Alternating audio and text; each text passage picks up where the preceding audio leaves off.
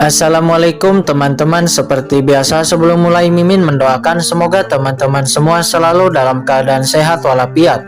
Oke, kali ini kita akan melanjutkan Martial Master Persinopper bagian 545. Bagi yang baru bergabung, selamat bergabung. Dan bagi yang belum subscribe dulu lah agar Mimin tambah semangat lagi nih bikin videonya.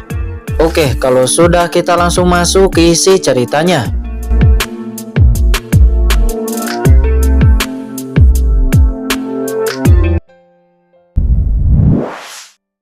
Telah dipenggal oleh Tuan King Wu. Itu sudah pasti. Dengan kekuatan Master King Wu, membunuh dua manusia itu sangat mudah. Diam, kata Kaisar King Wu. Dia mengeluarkan dengusan dingin yang membuat monster darah itu langsung tutup mulut.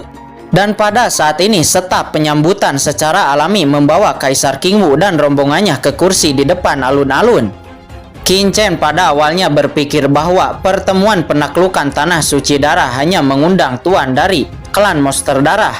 Tetapi setelah melihat-lihat, dia menemukan bahwa ada banyak pusat kekuatan klan manusia yang hadir. Dan mereka semua adalah kekuatan klan manusia yang terkenal di daratan. Qin Chen juga melihat bahwa kekuatan seperti keluarga Teng yang memiliki hubungan dengan kota Tianlei tidak diundang. Hah? Tiba-tiba mata Qin Chen memadat. Dia melihat seorang kenalan.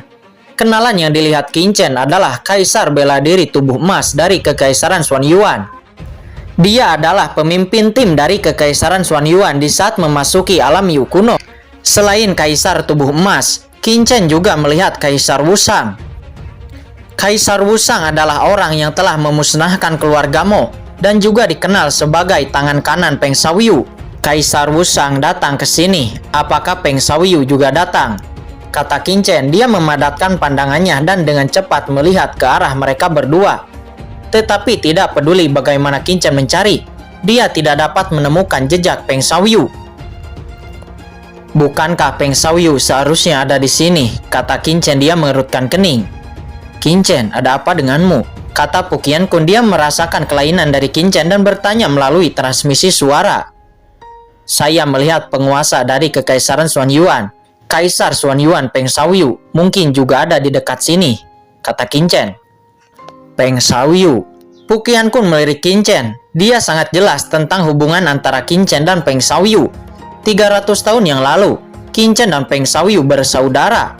Tetapi kemudian Pu Qiankun juga mengetahui bahwa Peng Shaoyu dan Sangguan Cinder diam-diam berkolusi, yang menyebabkan Qin Chen jatuh. Melihat musuh di kehidupan sebelumnya secara alami, Qin Chen tidak bisa tenang. Ini hanya salah satunya. Jika Peng Shaoyu benar-benar ada di sini, itu memang cukup merepotkan. Menurut Pu Qiankun, kekuatan Peng Shaoyu juga tidak bisa diremehkan. Dia mungkin tidak lebih lemah daripada Sangguan Cinder. Ketika Qin Chen dan Pu Qiankun sedang memperhatikan Kaisar Tubuh Emas, di sisi lain Kaisar Tubuh Emas juga merasa seperti dia sedang diperhatikan. Kaisar Tubuh Emas, ada apa denganmu? Tanya Kaisar Wusang dengan curiga. Tidak ada, aku merasa seseorang sedang memata-mataiku, kata Kaisar Tubuh Emas. Saat ini Qin Chen dan Pu Qiankun dengan cepat mengikuti Kaisar King Wu ke posisi pegunungan jatuh. Hahaha, bukankah ini King Wu? Saya mendengar bahwa Anda dihajar oleh dua ras manusia dalam perjalanan ke sini. Dua bawahan Anda juga terbunuh. Hah. Pada saat ini seorang wanita mencip. Wanita itu memiliki bulu di belakang pantatnya yang jelas merupakan dia adalah iblis rubah. Peri rubah, kamu gatal. Apakah kamu ingin aku menghajarmu? Kata Kaisar King Wu. Dia mendengus dingin. Hei, hanya kamu. Aku khawatir kamu tidak akan bisa melakukannya. Hei, mengapa saya belum pernah melihat kedua monster darah ini? Apakah itu anggota baru? Kata wanita iblis rubah itu. Dia bernama Pokzi. Tatapannya jatuh kepada Qin Chen dan Pu Qiankun. Pokzi, jangan membuat keributan lagi. Ini adalah wilayah ras manusia. Jangan mempermalukan saya dari ras monster darah, kata seorang pria yang dipanggil Raja Kong. Setelah itu akhirnya gadis rubah bernama Pokzi itu langsung terdiam. Saat ini alun-alun sudah penuh dengan banyak orang kuat. Qin Chen mengalihkan pandangannya dan melihat banyak orang dari kekuatan besar dan ada juga master dari Wan Baolau atau Gedung Harta Karun, dan juga kekuatan lainnya. Jika itu adalah kesempatan lain, Qin Chen pasti akan menanyakan berita tentang Wan Qiming dan yang lainnya. Tetapi dalam situasi seperti ini, Qin Chen tidak bisa berbuat apa-apa. Ada juga master dari Tanah Suci Darah yang keluar untuk menghibur. Akan tetapi Qin Chen dan Pu Qianqun tidak melihat Qiu Puchun. Qiu Puchun telah kembali lebih awal. Akan tetapi Qiu Puchun seperti batu yang tenggelam. Setelah kembali itu tidak ada berita lagi. Aku ingin melihat apa yang terjadi di tempat suci darah ini. Qin Chen dan Pu Qianqun menunggu dengan tenang. Semuanya selamat datang di tanah suci darahku. Sebuah suara terdengar disusul dengan kemunculan 6 orang. Keenamnya adalah ahli di ranah puncak Tapahir Martel Emperor. Pemimpinnya adalah seorang pria tua. Pria ini bernama Yan Guan. Ketua Yan sopan. Saya menunggu untuk bertemu dengan Presiden Yan. Mendengar ini hati Qin Chen dan Pu Qianqun tenggelam saat semua orang menyapa mereka. Sejauh yang mereka tahu, Tanah Suci Darah telah terbagi menjadi berbagai paksi sejak Pu Qianqun menghilang. Tanpa kekuatan terpadu, bagaimana Yan Guan ini bisa keluar saat ini? Dan banyak orang menyebutnya sebagai Presiden Bloodline Holy Land. Bagaimana ini bisa terjadi? Qin Chen melirik Pu Qianqun. Dia mengerutkan kening dan berkata, "Pu tua, jika saya tidak salah, Yan Guan ini harus menjadi murid pertamamu." Ya, Yan Guan ini adalah murid pertama dari lelaki tua ini. Lelaki tua ini telah memikirkan siapa pengkhianat dari Bloodline Holy Land, dan sekarang tampaknya dia adalah orangnya, kata Pu Qianqun. Tidak, Qiu Puchun pasti dalam bahaya. Qin Chen dan Pu Qianqun saling melirik, dan hati mereka tenggelam. Ketika mereka sedang membangun kota Tianlei, mereka meminta Qiu Puchun untuk kembali ke Tanah Suci Darah terlebih dahulu untuk memberitahu orang-orang yang ada di pihaknya. Tetapi salah satu orang yang ada di pihaknya adalah Yan Guan, dan sekarang Yan Guan ini jelas merupakan anggota dari Istana Berkabut. Qiu Puchun pasti ada dalam bahaya. Pantas saja Qiu Puchun tidak pernah ada kabar lagi setelah kembali ke Bloodline Holy Land. Jika sesuatu terjadi kepada Qiu Puchun, lelaki tua ini tidak akan pernah memaafkannya, kata Pu Qianqun. Setelah mendengar sapaan dari orang banyak, Yan Guan langsung tersenyum dan berkata, "Anda semua sopan." Semua orang juga tahu sejak Presiden Tanah Suci Darah Pu Qianqun menghilang, Tanah Suci Darah telah mengalami pertikaian. Tetapi setelah mengetahui tentang iblis alien belum lama ini, Tanah Suci Darah telah menyelesaikan pertikaian. Di sini lelaki tua ini ingin berterima kasih kepada Qiu Tongguang karena telah menyerah untuk memperebutkan kekuasaan dan menyerahkan posisi wakil ketua kepada lelaki tua ini, kata Yan Guan. Pada saat ini seorang lelaki tua di belakang Yan Guan. Pada saat ini seorang lelaki tua di belakang Yan Guan segera melangkah maju. Dia adalah Qiu Tongguang. Yan Guan melengkungkan tangannya kepada Qiu Tongguang, lalu berbalik dan berkata dengan lantang kepada semua orang, "Kalian semua telah melihatnya, sekarang situasi di daratan berubah. Ini bukan lagi saatnya bagi kita untuk berperang. Ini juga saatnya aku memanggil kalian semua. Alasannya, saya harap Anda semua bisa bekerja sama untuk melawan bencana yang akan terjadi di daratan," kata Yan Guan. Intinya dia ingin membentuk sebuah aliansi dari semua kekuatan di benua Tianwu. Kekaisaran Xuanyuan saya bersedia bergabung dengan aliansi, kata Kaisar Wusang. Setelah Kekaisaran Xuanyuan telah berdiri dan menyatakan dukungannya, banyak pasukan mengikuti dan menyatakan dukungannya lalu bergabung dengan aliansi. Namun ada juga beberapa kekuatan seperti Wan Baolau yang belum mengatakan apapun. Saat ini Qin Chen telah sedikit memahami tentang rencana dari Tanah Suci Darah.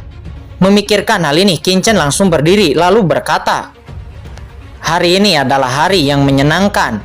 Klan Monster Darah kita yang mendengar tentang pertemuan penaklukan seperti apa yang akan diadakan di Tanah Suci Darah. Kaisar awalnya mengira itu adalah penaklukan iblis alien. Jadi saya berpikir itu adalah hari yang baik. Tetapi saya tidak tahu bahwa hari ini adalah hari ketika Bloodline Holy Land menyatukan kekuatan utama umat manusia untuk membentuk aliansi dan mendiskusikan siapa bos umat manusia. Ini tidak ada hubungannya dengan klan Monster Darah kita. Jika selanjutnya akan membahas pembentukan aliansi klan manusia kalian dan memilih bos klan manusia, maka klan monster darah saya akan mundur lebih dulu. Ini terlalu membosankan, kata Qin Chen. Dia berkata seraya tersenyum dan berkata kepada banyak monster darah. Hahaha, banyak monster darah tertawa. Para pemimpin pegunungan jatuh lainnya termasuk Pokji, King Kong, dan yang lainnya. Mereka melihat Qin Chen jelas karena Qin Chen ada di bawah perintah Kaisar King Wu. Namun mereka tidak mengatakan apa-apa karena mereka sendiri merasa tidak puas dengan ras manusia. Ras manusia ini memanggil mereka. Tetapi ras manusia ini ternyata ingin memilih bos dari mereka. Apa gunanya ini? Mereka awalnya datang untuk penaklukan iblis alien. Tetapi sekarang, ras manusia ini membicarakan tentang aliansi dan memilih bos di antara ras manusia. Saat ini Yan Guan memiliki wajah yang sangat jelek. Jika yang berbicara adalah seseorang dari ras manusia, dia mungkin akan langsung mengusirnya. Tetapi kepada Kaisar Monster Darah, Yan Guan hanya bisa menahan amarahnya, lalu tersenyum dan berkata, "Teman Monster Darah ini salah paham. Aliansi kekuatan yang ingin kita bentuk bukan hanya aliansi ras manusia, tetapi juga aliansi ras Monster Darah. Ras Monster Darah juga seperti ras manusia saya, semuanya adalah makhluk dari benua Tianwu. Ketika di zaman kuno, ras Monster Darah juga bekerja sama dengan ras manusia untuk melawan invasi dari ras iblis alien," kata Yan Guan. Dia berkata seraya tersenyum. Terdengar sangat baik. "Oh, saya mengerti." Qin Chen tiba-tiba mengangguk. Tidak heran jika Presiden Yan ingin memanggil klan Monster Darah kami. Ternyata aliansi kekuatan ini juga termasuk klan Monster Darah kita. Tapi, kenapa Presiden Yan tidak bertanya tentang pendapat dari klan Monster Darah kita? Ini sama sekali mengabaikan klan Monster Darah kami, kata Qin Chen. Mendengar itu, ekspresi Yan Guan langsung mengeras. Dia tidak menyangka Qin Chen akan melakukan tindakan seperti itu. Memang, Yan Guan tidak menyapa klan Monster Darah sama sekali sebelumnya, tetapi hanya mengusulkan untuk membentuk aliansi manusia, dan kemudian mengatakan bahwa klan Monster Darah hanya bisa bergabung. Ya benar, mengapa Anda tidak menanyakan pendapat? Apakah kamu pikir klan Monster Darah kami akan dapat dengan mudah bergabung? Kamu pikir kamu siapa? Di klan Monster Darah banyak orang kuat tiba-tiba mencibir. Kamu salah paham. Secara alami, saya akan mendiskusikannya dengan Anda. Bagaimana saya bisa sewenang-wenang seperti itu? Saya hanya mengutamakan aliansi dari kekuatan manusia untuk didirikan lebih dulu. Jika sudah berhasil didirikan, maka saya akan bertanya tentang ras Monster Darah Anda, kata Yan Guan. Hahaha, dia cukup menarik. King Wu, di mana kamu menemukan bawahan? Itu agak menarik. Banyak klan Monster Darah tertawa satu demi satu. Selanjutnya banyak kekuatan seperti Gedung Wan Baolau menolak untuk bergabung dengan aliansi. Melihat semakin banyak orang yang belum siap untuk bergabung untuk sementara waktu, wajah para pemimpin seperti Yan Guan dan Kaisar Wusang menjadi sedikit jelek. Hahaha, ya, Yan ini ceroboh. Tiba-tiba Yan Guan tertawa. Teman Monster Darah ini benar. Yan ini sedang terburu-buru dan tidak menjelaskan terlebih dahulu tujuan dari pembentukan aliansi ini. Kali ini saya memanggil semua orang. Sebenarnya tujuan utamanya adalah untuk menjelaskan kepada semuanya situasi di daratan saat ini.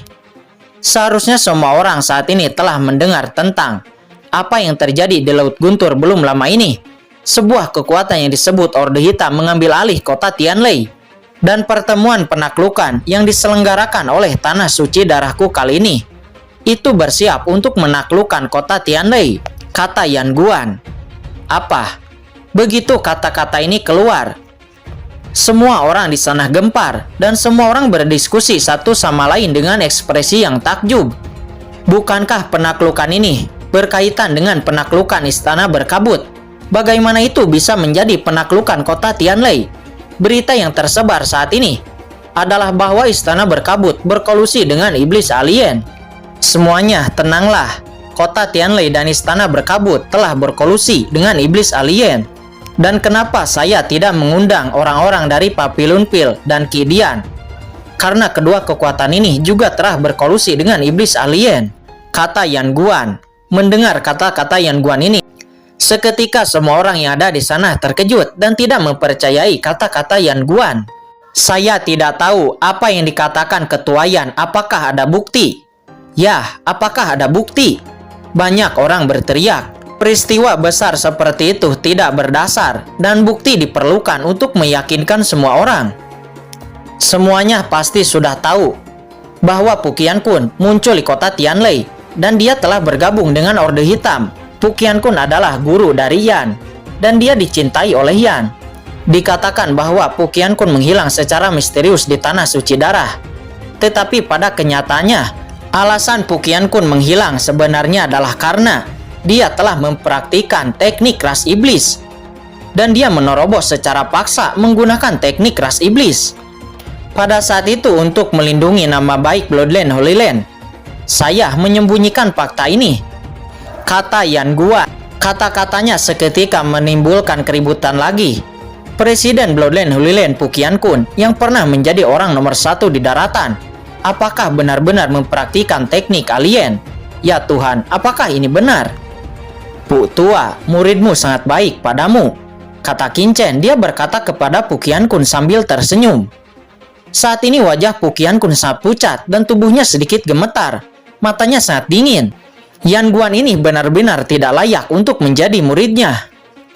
Semuanya untuk meyakinkan kalian semua. Saya telah menangkap saudara laki-laki saya sendiri, Qiu Puchun. Dia telah kembali dari kota Tianlei. Kemarilah, bawa dia, teriak Yan Guan dengan marah. Segera beberapa orang langsung membawa Qiu Puchun dan yang lainnya. Qiu Puchun. Ketika Qin Chen dan Pu Qiankun melihat penampilan Qiu Puchun, nampak Qiu Puchun sudah terluka, nampaknya dia telah disiksa. Tapi Qin Chen dan Pu Qiankun tidak mengenal beberapa orang di sekitar Qiu Puchun. Orang-orang ini aneh, kata Qin Chen. Dia melihat bahwa orang-orang ini sangat aneh dan ada aura iblis di sekitar tubuh mereka. Semuanya ini adalah saudaraku Qiu Puchun. Dia baru saja kembali dari kota Tianlei.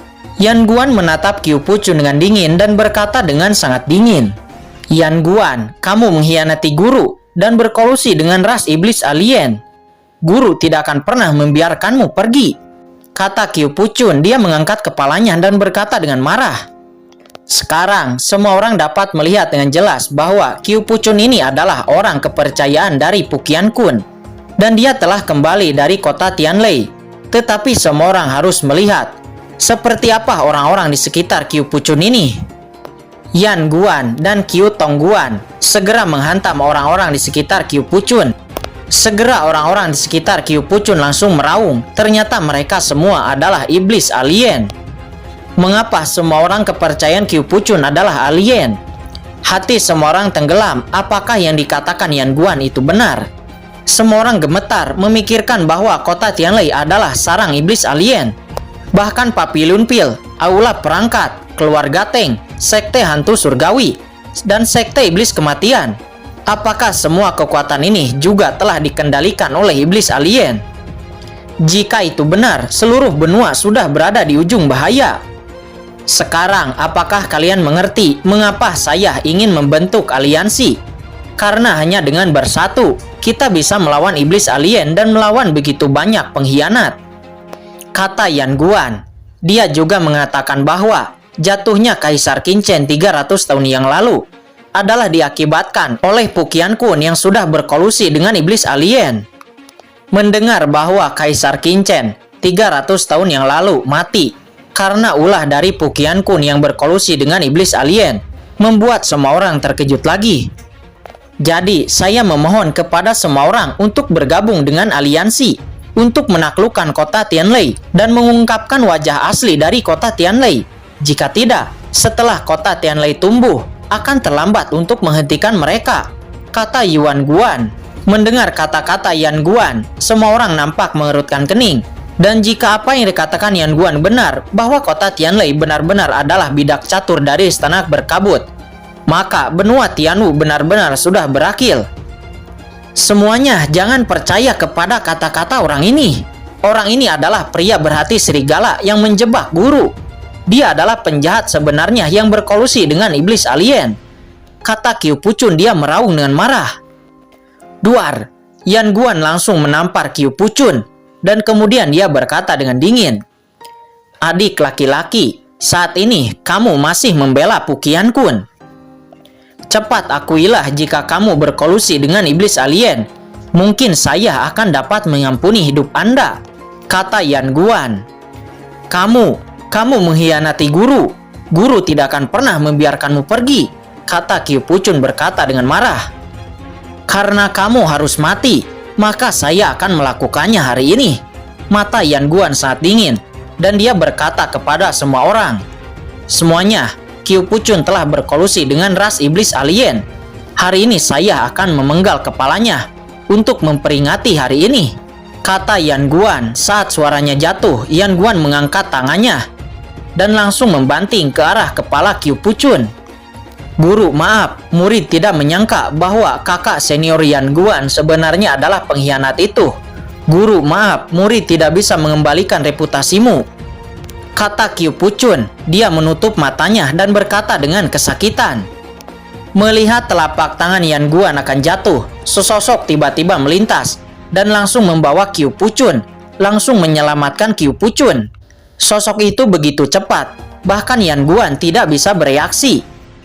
Siapa itu berani bertindak liar di tanah suci darah saya?